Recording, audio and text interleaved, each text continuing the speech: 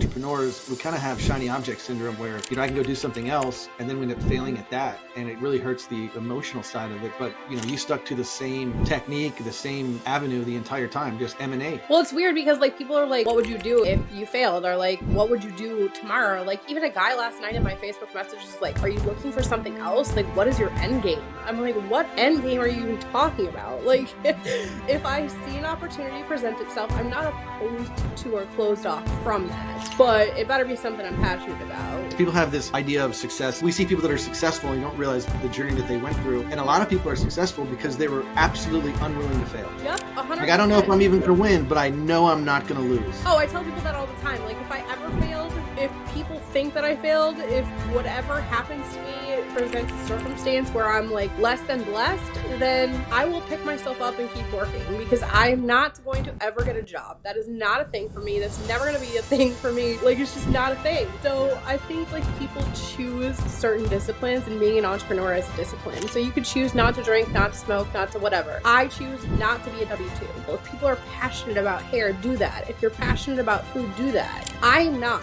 So I wouldn't choose that. And I really wouldn't advise people to choose that. But that's not to say I don't work with those people. Like, I just had a client buy 6 restaurants at the same time, and we did the transition in Minneapolis. It really depends on what you want to do and what you want to focus on. What's up, everybody, and welcome to another episode of Cash Flow Conversations. Today I have a really cool guest, Melissa Krivachek. And Melissa is located in Florida, and she's in the M&A space. So a very interesting space that I think 10 years ago was almost like out of touch for a lot of people because it was this like taboo thing that people didn't really know much about. And Melissa's been able to help a number of clients exit their businesses for massive profits. So Melissa, it's good to have you here. Awesome, Matt. Thanks for having me. It's Krivachek, by the way, but we'll let that slide. Krivachek. Wrong syllable. My apologies. Yep. So it's good to have you here. We've had a chance to talk a little bit. Your start in business is definitely unique. Give us a little bit of background how you went from Walmart to where you are now. Yeah, I mean, so first of all, I have like an amazing mentor in Walmart. And so that was a thing in and of itself where I learned leadership and just the capacity and work ethic and all that kind of stuff. And I also grew up in a small town. So I mean, we had to do all those things to survive, not thrive. We never thrived. But one of the stories that I shared with you was that I actually ended up going to jail for speeding because I loved speed. And so I had this philosophy that success loves speed. And that's not true. It loves accuracy. But, I got 36 tickets. I ended up in jail for 7 days by myself. And at that point, like, coming from Walmart, like I had never been by myself. Like there's constantly people in Walmart. Anyone knows that walks in the doors of the store. And so like it was very difficult at a very young age to sit with myself and just be like serious about like, what are you actually going to do with your life? Because if you continue this behavior, you're going to continue to just be in this small town and have this mentality and just have nothing. And so do you want to do that? And the answer to the question was no. So I asked for a piece of paper. I got the piece of paper. I wrote down a nonprofit business plan.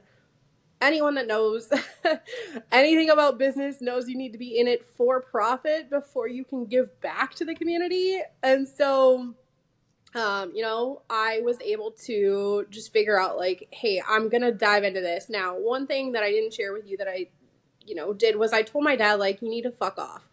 My dad is a failed entrepreneur. My grandpa's a failed entrepreneur. And the reason that they're failed isn't because they didn't have the time or money or resources, which they didn't have, but rather because my grandparents had 13 kids and my dad ended up having me almost immediately after starting a business. So I think anyone with kids can relate. It's much more difficult and challenging to allocate resources to a business versus like just saying like, hey, I'm going to do this. So I didn't have kids. I didn't have responsibilities. I was very much in a space where like I could say, look, no matter what your opinion of me is, which I've heard like go get a job 20,000 times, I am going to sit at this desk in this living room with my siblings going to school and I'm going to work, whatever that looks like. So back then, like obviously YouTube wasn't a big thing, but what year is this?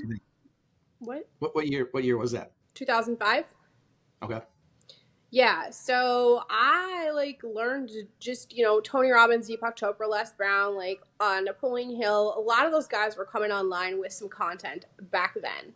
Now there's thousands of videos of them, but back Yeah. then those were the few guys that you went to if you wanted to like get motivated, stay motivated, and keep going. And so like every day I just wake up and pound YouTube videos, and that is really just how I got started in like learning to discipline myself at home in my own space where there was a million distractions, because that's just the environment that I had to work through to get to where I was going. And I think anyone listening to this podcast can relate, because there's always going to be like laundry, dishes, cooking, cleaning, like the list of things goes on, parenting, I mean, the doorbell Yeah. ringing, the TV, the dogs barking, on and on. And so it's a very difficult, challenging time, but you can work through it with just, I mean, extreme focus and discipline. And honestly, you're going to have to work hours that you don't want to work. And when you say, F off dad, it was more of like, I'm going to choose who I'm listening to kind of moment. No, it was more like I'm seriously telling you to fuck off. I mean, I apologize for that many years later. But also I used that as motivation for probably the first like good 10, 12 years. Like, it was like, if you think that you're going to tell me that I can't do this, like, I'm going to Was he telling you prove that? to. Was he saying you're not going to succeed? No, he never said I'm proud of you, is what he didn't say. So just like, I just automatically associated that with like, okay, well, you just think I'm going to fail. So I'm just going to prove to you that I'm not going to fail. It's funny because people have this idea of success, and people like we see people that are successful and you don't realize the journey that they went through. And a lot of people are successful because they were absolutely unwilling to fail. Yeah. Yep. Like, I don't know if 100%. I'm even going to win, but I know I'm not going to lose. Oh, I tell people that all the time. Like, if I ever failed, if people think that I failed, if whatever happens to me presents a circumstance where I'm like less than blessed, then I will pick myself up and keep working, because I'm not going to ever get a job. That is not a thing for me. That's never going to be a thing for me. Like, it's just not a thing. And Yeah. so I think like people choose certain disciplines, and being an entrepreneur is a discipline. So you could choose not to drink, not to smoke, not to whatever, right? I choose not to be a W-2, and that's just Yeah. by choice. Yeah. And by doing that, you're really creating no ceiling for yourself, but there's not a lot to fall back on except yourself. Well, yeah, I mean, so this is the thing. You just got to believe with this unwavering conviction that you are enough. So even if Delusional some, conviction almost. like what? Delusional conviction almost. Yeah, I mean, it's what it is, right? So when you were doing all this, you didn't have anybody in your corner. How did you get started? What was your avenue? I did consulting, so I'm doing the same thing I've done for the last 17 years. So I learned how to scale businesses. And then once I was in enough businesses, we ended up exiting two of those businesses for 8 figures. And then we started buying businesses as a result of that. So it's been the same on repeat for the last 17 years. Scale, sell, buy. Scale, buy, sell. Well, good for you for not getting out of it. A lot of people see success and entrepreneurs, we kind of have shiny object syndrome where, I can go do something else and then we end up failing at that. And it really hurts the emotional side of it. But, you stuck to the same technique, the same avenue the entire time, just M&A. Well, it's weird because like people are like, well, what would you do if you failed? Or like, what would you do tomorrow? Like even a guy last night in my Facebook messages is like, are you looking for something else? Like, what is your end game? I'm like, what end game are you even talking about? Like I if I see an opportunity present itself, I'm not opposed to or closed off from that. Yeah. But it better be something I'm passionate about. Yeah. Somebody asked me just yesterday as well, like, what do I look for? And the reality is, I look for things that aren't customer focused necessarily. So something that like tech could be involved in. So restaurants, not a big fan of. Hair salons, not a big fan of. And Why? the reason, Help me understand why. yeah. So like in a restaurant or a hair salon, you have to be like the face. You have to be interacting with your customers all the time. And then you have to deal with a lot of Google reviews, complaints, like turnover from staff. Like, so between the customers and the turnover, you have a very hefty workload, and you're looking at 80 to 100 hours a week. I know in that environment I could not survive. And it's not that those are bad choices for people. If people are passionate about hair, do that. If you're passionate about food, do that. I'm not, so I wouldn't choose that. And I really wouldn't advise people to choose that. But that's not to say I don't work with those people. Like, I just had a client buy 6 restaurants at the same time, and we did Wow. a transition in Minneapolis. So it really depends on what you want to do and what you want to focus on. Now, those guys, have what I consider to be a job. Like, they have to show up at this restaurant, they have to deal with the turnover, they have to work the hours that aren't picked up, they have to deal with the customer facing, they have to deal with technology breaking, they have to deal with security and systems and all that. I don't want to do that. Yep. But I've grown out of that phase. So I think in the beginning stages of a business, you have to do all that. It's just not optional, right? Because you don't have the cash flow to not do it. But once you grow beyond a certain stage, you have to implement technology and systems and security components in place, like life insurance policies or HELOCs or whatever you want to do, so that you don't have to work 80 to 100 hours a week, and you don't have to like survive on people that you don't know are going to show up for you or not. Yeah. And so if you shy away from those industries, are there any industries that you kind of you enjoy more? Blue collar. I'm a big blue collar person. So there's a lot of money in like roofing, siding, gutters, windows, pools. Yeah. HVAC? Yep. Um, Anything like electrical companies or like really anything blue collar, because it's stable.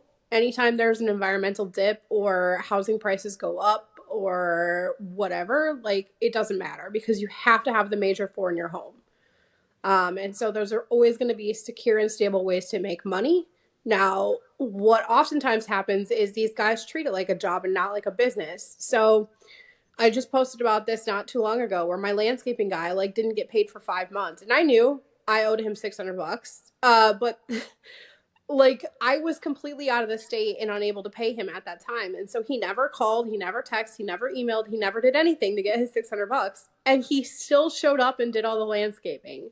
So there are a lot of ways that a business can just implement a system, and that system will automatically pay for itself by being up people, like, and just saying like, hey, you owe $600, like what are you doing? Like, Yeah. hey, we need to have a contract in place. Like, can we get this contract in place so that I can mow your lawn for a year or more? Like, because this guy's been mowing my lawn for 2 years, but never once has he ever asked me like, hey, are you willing to sign a document stating like you're my client? And that's the game changer for so many businesses.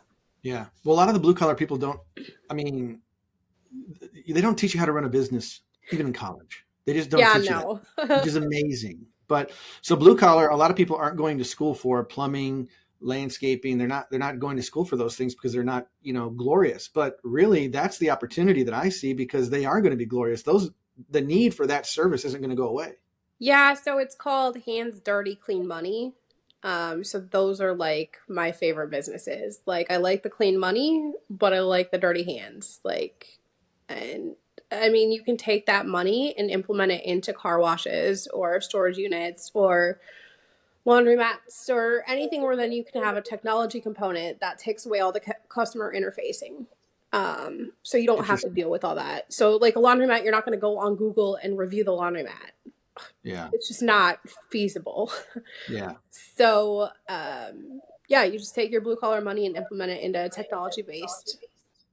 Uh, And so, and your specialty is so you'll go in and partner with the business owner and you explain your business model. I don't want to explain that for you, but explain how that works. yeah, so it's super simple. I look at your business. I can help you scale it if you want to scale it to eventually exit, or we can help you basically evaluate it so that you can exit. Or if you just want to buy more businesses and do a roll up, or just buy one business and take possession of that and do a transition, we can do that too. So I don't get paid on equity. I don't get paid on any type of payout like that.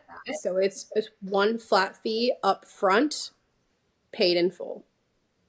Interesting. So Yeah, there's, pros and cons to that approach. One might there argue is. that if you're tied to the exit, then you might be more inclined to get a higher number at the exit. You would. What are some of the pros and cons that you see?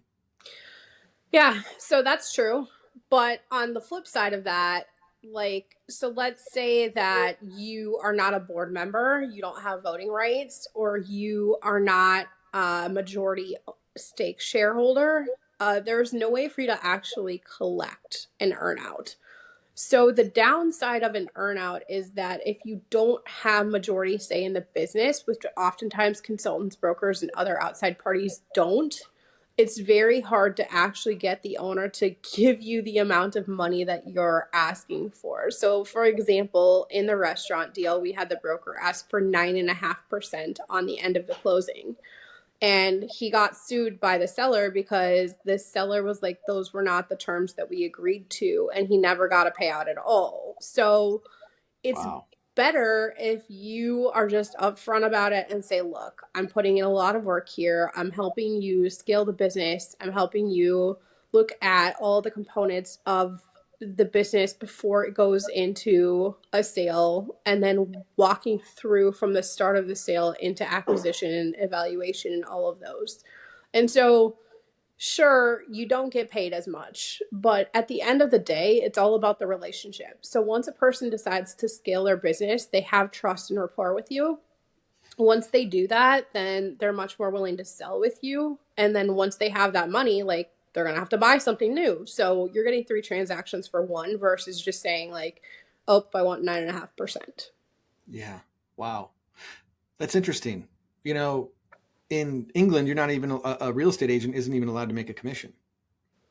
Oh, Yeah, and so here in America, they're talking about commissions being horrible, and essentially, if you're a broker, you're getting a commission on the sale. yeah, But you're describing, hand holding through the entire process, and it's all understood up front, and yeah. there's no reason why you wouldn't go for a larger exit. Um, but you got to help them throughout the multiple transactions. So, do you have a team of advisors that work with you? Because there's a lot of nuances. There's legalities, there's paperwork that the courts are going to look at. That's a Yeah. lot. That's a big transaction. So, do you have a team? Yeah, so I am the primary person, and then within the house we have attorneys, brokers, because you need a broker if you do anything with real estate, and then CPAs because the financials we require IRS form 4056T, and that basically is a request to get your financials directly from the IRS. The reason that we require that is because if you give me a P&L statement and I look at that P&L statement and I'm like, this is a joke, like, where are all the expenses going? If I request your taxes directly from the IRS, I know that's validated. Mm. So I know that a third party that is a government agency that at a federal level can charge you for not for like tax evasion is giving me documentation, then there is no reason that those numbers would be wrong. So all of Mm. the laundromats and other entities that are trying to skip taxes, are trying to not put the cash on the books or anything like that, are automatically going to get a lower offer from any of the clients that I serve, because it's always going to be in the buyer's best interest that the taxes are accurate. Interesting. Yeah. Gosh, I can't think of anyone who likes tax evasion. We do I not promote just tax talked to evasion on someone this in show. Chicago today, and he's like, I got nailed $400,000 this year for supposedly not paying enough taxes for my solar company. I'm like, sometimes you just got to pay the cost. Yeah, man, it's the cost of doing business. It is. There's definitely value in avoiding some of those unnecessary taxes, but if you owe 400, that usually means you made quite a bit more. Usually, not always, but usually. Um, So in Illinois, that would be like you'd have to make over $1.3 million off that. yeah, yeah, and that's where you don't get sympathy from most of the crowd of the people, right? They're going, well, you have Correct. 1.3 million, you can pay, and then the whole argument is how did the government make the world better with that 400 grand rather than the business owner? But that's a different conversation, Well, for I another mean, day. do you have roads to drive on? Do you have fire stations to call when your house is burning down? Do you have ambulances that come get you when you're having a heart attack? That's the reality of what your taxes are paying for. So I got this advice one time. It's been solid advice for me. if you're trying to avoid taxes, think of it as a partnership. You are partnered with the government so that when you are in trouble, if that ever happens to you, you have resources that you can call upon to help you in times of need. And so, no, it's not financial, but it is from a medical perspective. It's from, your house is burning down, save my family perspective. And all of that's super important. Yeah. So talk to me about on these exits. What type of multiples do you typically see, and what is that related to? As far as cash flow in the business, EBITDA, like how do people determine the multiple of what a business is actually worth? Yeah, it's totally dependent. So right now I'm working with like a web development company. Their multiple is substantially higher than most multiples. They are working at a 10x. Because web development and SaaS are generally between 8 and 12 in terms of multiples, you have to be careful how you evaluate those. They're not done on EBITDAs, they're done on nets. And then all of the furniture, fixtures, equipment multiplied by the multiple, but then also taken into consideration anything that's considered an add back. So, an add back is anything in the business that you have put on your taxes that you do not think the new owner is going to pay for. So, for example, could be insurance. Because if you have an SBA loan, you have to have a life insurance policy. And most of the time, that's in the benefit of the bank. Mm-hmm. And so the new owner's not going to pay for that, because at the end of the closing, the SBA loan is going to go away and there's going to be a new one written, because SBA loans are one of the few loans that you cannot transfer regardless of the circumstances. You are solely responsible for that, or the business is. And so you have to be careful about that kind of stuff. So every business gets a totally different multiple, and the math is different for every broker or consultant or whoever's working with the business, and it's based on a variety of different things. So the two things that I think are probably important for this conversation are that the taxes are done either on an asset sale or a stock sale. So most e-com businesses fall under stock because there's no assets. Most blue collar businesses fall under an asset sale. But both of these are taxed completely differently. Interesting. Yeah. And so when you guys do your exits, are you familiar with like private placement life insurance or PPLI? I am personally, but I don't think a lot of people are. So if you want to talk about that, that's cool. I can piggyback off that. Yeah. So at exit, obviously, there's a big, massive tax bill that's due, and you can avoid some of that by putting a portion of the business inside of a life insurance contract, because life insurance growth um, doesn't generate a 1099. It's some of the only tax exempt dividends that you can receive. So people will put 50% of the business inside of a policy, and then at exit, they'll pay tax on the portion that's outside of the policy, but whatever's in that policy, there's no reporting to the IRS. Correct. Yeah. Yeah. So this is why you have to have people on standby that understand how to create wealth, but do it in a way that is legal, but also like saves you on taxes. I mean, as much as we want to say like we don't want to save on taxes, the reality is every business owner has to save on taxes when they do an exit. And so, I mean, when we did the restaurant policy, I basically told the guys, because they had already owned one restaurant before, and I told them do a key man player life insurance policy, and they had no idea what that meant. So I started walking through the process, like, this is what you guys are doing, and this is what I'm advising, and this is why you should do it. And at the end, they were like, why didn't anybody tell us this? And I'm like, well, because people don't talk about this level of wealth. These are wealth tactics, and the wealthy get wealthy because they use these type of policies. Yeah. PPLI, I think is what you should just call it. Yeah. Yep. And then Keyman life insurance. And then there's like addendums in your regular life insurance that you can put riders on that will allow you to borrow against it and use as if you are the bank. Yeah. And so by knowing these strategies, like, you're actually an outlier and able to do a lot more with the money that you already have in your pocket than you are by borrowing it at a bank. Yeah. A lot of people just think, you get cash and they just go to the bank and make the deposit and it sits there. Typically it's only insured for, 250 FDIC. It Yep. gets very little growth rate, and the growth rate that you do get is taxable as ordinary income, which is kind of funny. You get a Yes. 1099 for that 0.02% ROR that you're getting, and they just don't know the options. Again, a lot of this stuff just isn't taught. And I think the cool part about where we are today is the interweb, because Yeah. I get to interview people like you that know a lot more about subjects that not a lot of people know about, and then it's free education for them.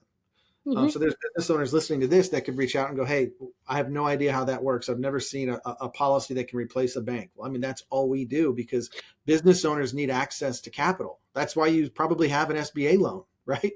Yeah, I actually made a post probably 4 months ago about a key man life insurance policy. It was about the same time I was advising the restaurant owners to do that. And the amount of attention that one post got was insane. Like, my inbox has never been fuller of questions about that. And Wow. so, like, it's one of those things that you can use these resources to your benefit for the long term of your business. But there's two things that have to be said about this. The first is that you have to be in business longer than 2 years, typically longer than 5 years. So don't go trying to get these policies thinking that you're going to be able to do it on the short term because you need cash. Yeah. That's not going to happen. You're not going to be approved. The underwriters already know that. um, the second thing is, like, you have to also be in this for the long haul. So you're not going to be just taking out this policy, getting the cash, putting it in your pocket, and buying other shit. That's not going to happen either, because once Yeah. again, like, there's a lot of stipulations that go around these policies. So just understand that. And if you are intending to do the right thing with the intention behind the way the policy is written, then you will always be approved. Yeah. Yeah. 100%. There's not even an application. Once the policy started, you can get access to that cash at any time. I mean, you don't Correct. even have Up to to. 90% of it, yes. Yeah, yep, exactly. So when you're working with businesses, do you talk much about the value of having capital available, whether it's through a HELOC, lines of credit at the bank, policies? Um, so a lot of the businesses that I deal with generally have pretty good cash flow. Not always, but most of the time. And it really depends on what industry they're in. But yes, I mean, cash flow is king. It's always going to be king. I don't know who decided that credit was king, but that is a false statement. Because at the end of the day, you're not going to put your payroll on a credit card. You're No. not going to pay your bills like that are outstanding with your vendors on a credit card. That's just how it works. So your business. So, for example, like, if someone did get an insurance policy, right, and their idea was to, like, go and buy another business with this insurance policy, but they had no cash flow, they have a huge issue. So the first is that they're not going to be able to make their business grow, and the second is they're not going to be able to pay back the life insurance policy, which is then short-lived and never to be written again because the underwriter wrote an invalid policy. And so it's just very, like, important that people focus on the right things, and cash flow is one of those things that is, like, the main thing when evaluating a business. Yeah, and that's what's looked at when you start looking at multiples at the exit, is the cash flow. Um, Most of the time, but not all of the time. So there's, like, a lot of variables, again, depending on the industry. So cash flow is one of them. Net profit's another one. I don't really care about gross profit. I don't care about P&Ls. Again, if it's an asset sale, I'll look at the assets. If it's a stock sale, I'll look at how many partners are there and how the stock is actually written in their partnership agreement. And so, like, all of those are taken into consideration. Wow. Yeah. It's incredible. It's such a there's so much to know. It's overwhelming at some time, right? Like listening to you That's the talk. point of And me. yeah, exactly. Because the specialist in the business who knows how to make cash flowing businesses doesn't know all of these legal aspects and tricks up their sleeve that someone like you can help out. Well, so that's the thing. I'm not an attorney. So that's why we have attorneys, right? So, the web development business bought a bath bomb company inside of it. And so when we originally looked at it, we were like, okay, so you want to sell two companies? She's like, no, we bought it and there's one company and we have a promissory note going from one company to the other company.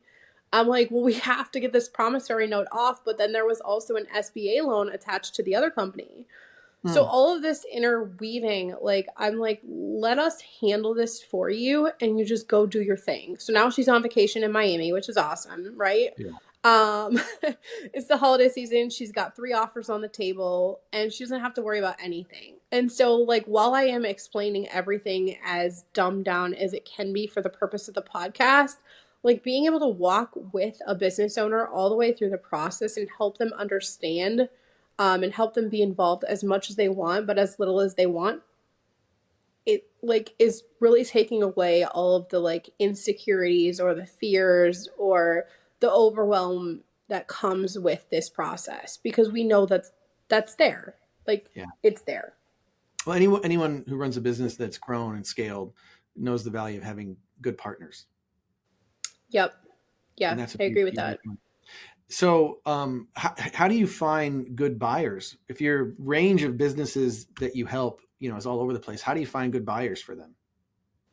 I've built relationships with a lot of different people over time and I've had really good referrals. So I've been very blessed in that sense of doing things like this and then continuing the conversation like outside of, let's just say doing a podcast or um I've done a deal with one guy and he's like, "Hey, my buddy just exited, a $2 billion company. Let me just have him text you." And I'm Yeah. like, "So we're not going to talk on the phone?" like, like, and the guy just sends me like a text, like, "Hey, you know what? I want to do a roll up here. I want to buy 10 businesses. The parameters are 5 million per piece, and I have, a down payment. I already know I'm way outside the parameters of an SBA loan, so cash." And I'm like, "Okay, but I don't know anything about you, right? So if we're gonna do business, like I truly genuinely want to know about you. I want to know, are you single? Do you have kids? Like, what are you gonna do with this money? How are you gonna shelter this money? What is your intent with this money? Like, why are you even in business? Are you passionate about it or is this just a job?" Like, Yeah. because for me, all of the elements that come outside of the business are much more valuable than the actual business itself. Interesting. I think that's a good approach, though. I don't think that'll ever fail you if you keep it up like that. Too many people It's are never interested in failed me. I don't think yeah. it's gonna tomorrow either. Too many people are just interested in making money and moving on, and that's where failure happens. That's where you really burn out and it doesn't become fun anymore. Yeah, I mean, I've never hit burnout, thankfully. I don't think I will. But I'm also a boutique firm. So, I just had this conversation where the guy's like, "That's all the deals you have." I'm like, "Listen, we're not here to do hundreds and hundreds of deals. We're Yeah. here to walk business owners from start to finish through the entire process. We're here to make security and peace of mind happen." Like, you can't do that on hundreds of deals. We're here for a few dozen a year. That's what we're here for. And that's what we strive to complete. And we want everyone to feel valued and we want everyone to feel like this is something that they trust in fully and they know that they're going to get the best outcome for them and their family. Beautiful. Here's a tough question. How on earth does someone get started in this? And have you ever thought about helping people learn the process or teaching like a course or anything on this? Like, so my process is so different than other companies, right? So I pride myself on getting paid up front. Um, like Roland Frazier or like there's a lot of guys that teach no money down Oh yeah. or 0% or whatever. I don't believe in that. And I'm straight up about that. Like, I just don't believe in that. Like, so you're going to come to me as a business owner and tell me I have a job, and then that's an insult to me immediately. But then you're going to ask me to sell or finance and hold all the cash on your behalf because you don't have any money. Like, so now I'm insulted and you're asking me to be your bank. Like, like, I don't know who's going to do business with you, but I'm not gonna. Yeah. So I know I exactly who you're talking about, by the way. yeah, so well, he's not the only one, and I'm not dissing him because it's worked for him, but Sure. it's only worked for him because he's a beast at cutting people down to the ground, degrading them, insulting them, belittling them, and then cutting them out of the deal. And that's just not my approach. And it's not to say that these approaches don't work and deals aren't done. They are, and that's what like allows them to sleep at night. I could not do that business and sleep at night. And so I'm all about integrity. Well, okay, so if that's true, I think you just opened up a part of the market that needs your advice, needs what you teach. Yeah, but is a course the way to do that? I don't know. That's what I'm saying is if someone wanted to learn this, how could they? How could they go about learning from you or? Well, I don't know if they could learn from me. I mean, I guess just follow me on Facebook. That I don't know because I do it so differently, and I'm not like one of those medium-sized companies. Like we do a lot of money in terms of that, but we don't do a lot of volume in terms of deals. Yeah. So it's not like I'm going out there trying to teach, hundreds of thousands of people. I will say my sales guy from Chicago, he literally entered my inbox and was like, okay, I want to learn from you. Like, what's it going to take? Because I got deals that can carry me and I'm going to have a kid on Wednesday. So I need to know. And I'm like, I don't even know what you're talking about. But I'm having a kid. You got to help. Like, I don't even know what you're talking about. So I like in my head, I was like, how to teach somebody. So I said, this is what I would do if I were you. There are ways to find deals. So Biz Buy Sell is one of those ways. It's probably the most common way that a lot of people know. Which is like an autotrader.com. Bizbuysell.com is a great website. Yes, it is, but you would have to know how to read that.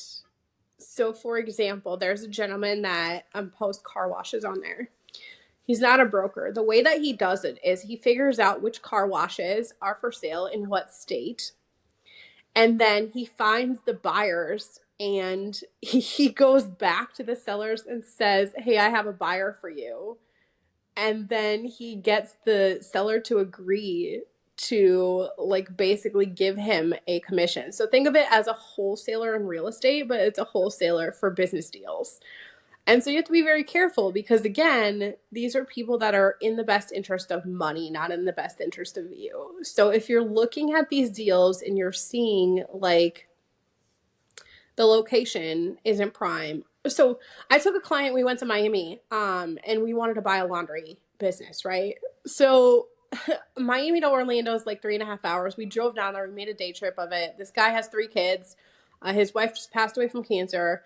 And he's got a little extra cash to buy. So, but he's never bought before. He has a really good W-2 job working for Honeywell. He makes about $400,000 a year in commissions on sales doing that, and he loves it. And that's his security. That's how he's got his real estate portfolio.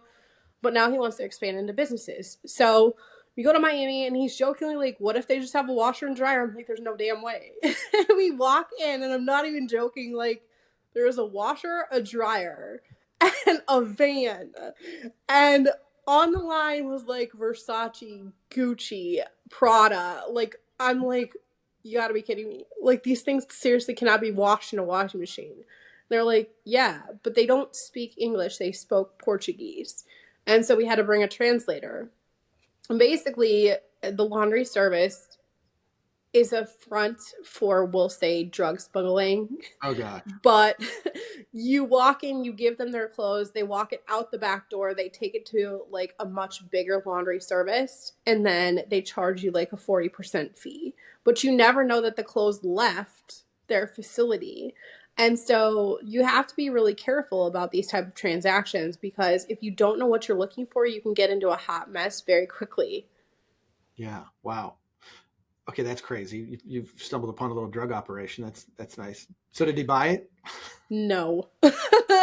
No, but that client and I have yet to buy a business together because, I mean, obviously, like, he needs something that doesn't take him away from his 3 kids since now he's a single father, but also allows him to have the mobility of owning a business and also being a W-2 because he refuses to leave his job. Wow. And did he just pay you then a fee up front to help him find He something? did. Yep. Okay. So if people want to learn more, I'll put a link to your Facebook in the description below. And I think you're right around 5,000 friends. So you're going to have to start purging some of those. I'm not, actually. I'm at 900. Oh, you're not?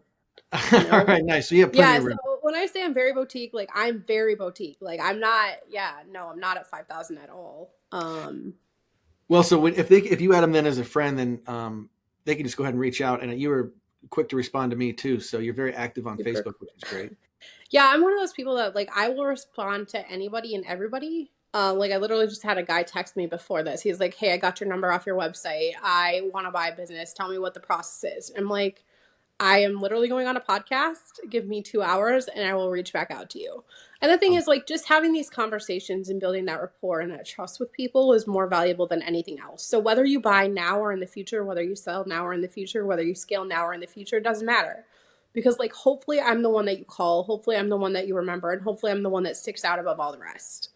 yeah, absolutely. Totally agree. And I'm glad we did this because it got your name out and I got to learn a little bit more about the M&A space, which is can be so convoluted and a lot of people in the M&A space aren't willing to share much at all. They hold their Oh, cards yeah, I tight. share everything, like the good, the bad, the ugly, all the in betweens, because it's just a process. Like, it could take 8 days, it could take 8 months. Who the hell knows? Yeah.